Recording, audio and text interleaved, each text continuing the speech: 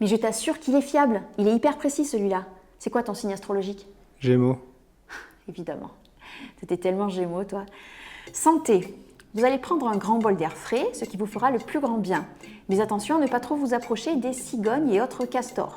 Enfin, portez des chaussures étanches. Les zones humides, c'est chouette, mais c'est humide. Travail, soyez plus souple.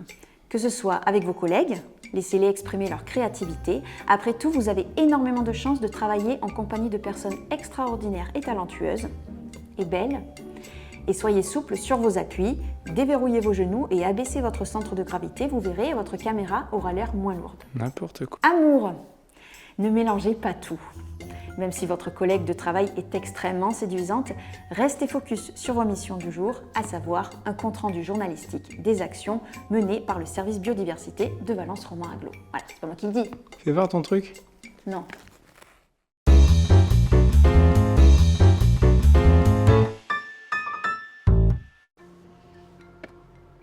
Vous avez l'impression d'avoir déjà vécu ce moment? C'est normal, vous avez déjà vécu ce moment. Rappelez-vous, il y a quelques mois, nous étions venus ici même parler prévention des inondations.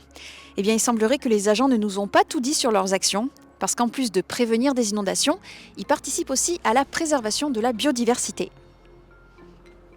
Bonjour Gaëlle, vous êtes chef d'équipe rivière. Alors, en faisant des recherches sur vos actions en faveur de la préservation de la biodiversité sur le territoire, je me suis rendu compte que vous interveniez sur de nombreux projets avec des thématiques et des objectifs différents. Et comme on n'aura sûrement pas le temps de tout évoquer, j'ai préparé une urne contenant certains grands thèmes. Donc, on va laisser le destin choisir de quoi on va parler, même si je ne vous cache pas que je l'ai un peu influencé en écrivant méga nichoir sur 14 papiers différents. Allez-y, piochez. Zone humide.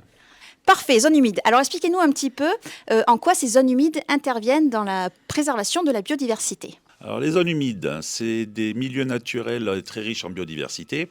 Elles ont un impact très fort sur le milieu.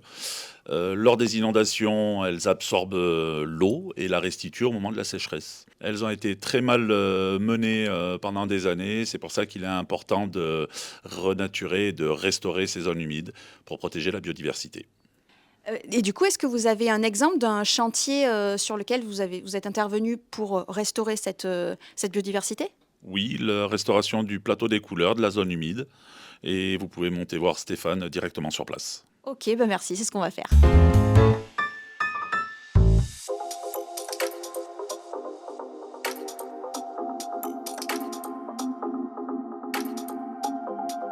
Bonjour Stéphane, vous êtes chef de projet GEMAPI. Alors ici, on se trouve sur le chantier de renaturation de la zone humide des couleurs. Donc concrètement, quelles interventions avez-vous menées pour procéder à cette renaturation?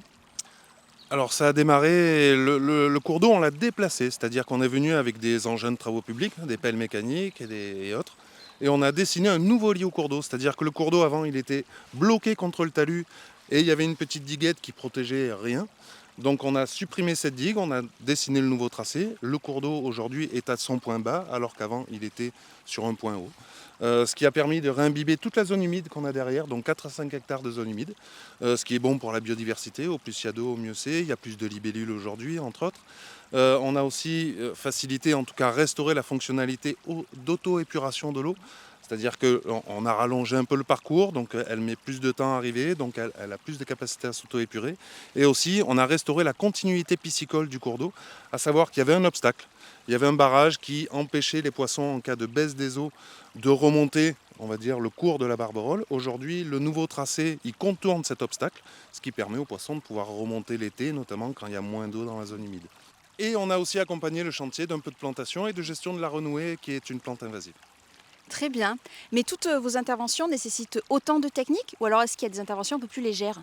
Alors, il y a des techniques beaucoup moins lourdes et heureusement, on fait notamment appel à l'ingénierie Castor. Mais pour ça, je vous propose de rencontrer mon collègue Cédric Cadet. C'est un peu son domaine de prédilection. Ok, bah merci, c'est ce qu'on va faire.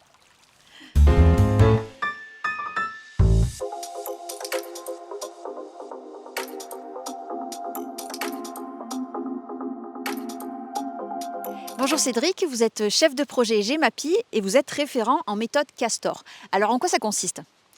Alors cette méthode consiste à s'inspirer de l'écologie du castor, sa capacité à façonner des milieux rivières riches, variée, très favorable à la biodiversité. Donc on imite réellement le barrage Castor. Pour autant, cette structure, cette méthode, elle s'inscrit dans une approche qui est beaucoup plus globale, qui s'appelle la régénération low-tech des processus écologiques.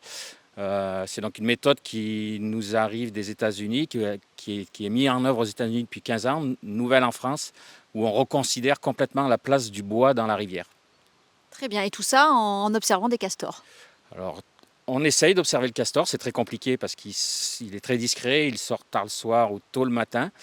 Mais oui, on va voir des sites occupés par le castor pour s'inspirer de ses constructions et de sa capacité à aménager le milieu. Et ça vous arrive de vous-même vous déguiser en castor pour pouvoir les approcher de tout près? Non. Ok, très bien. Merci Cédric.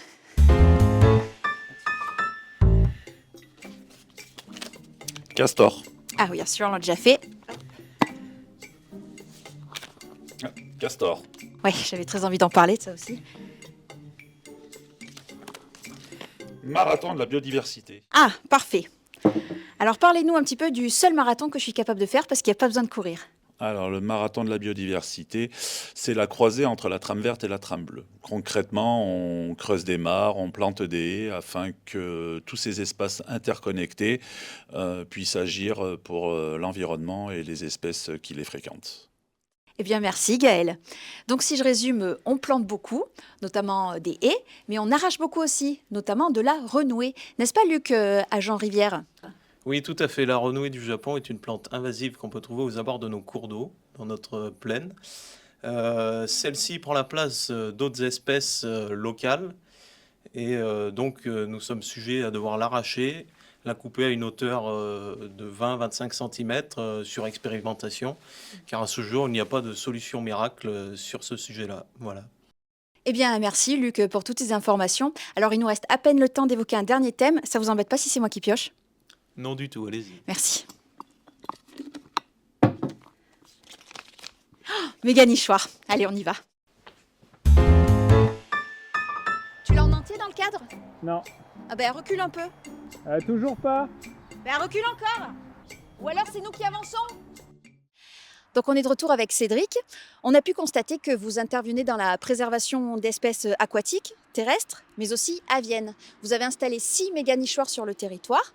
Alors, parlez-nous un petit peu de ces méga structures et des méga oiseaux qui y nichent. Alors, ces structures, qu'on appelle aussi mâts d'hospitalité, sont effectivement des super nichoirs. Et ils compensent, ils imitent des arbres multiséculaires qui ne sont plus présents dans la plaine.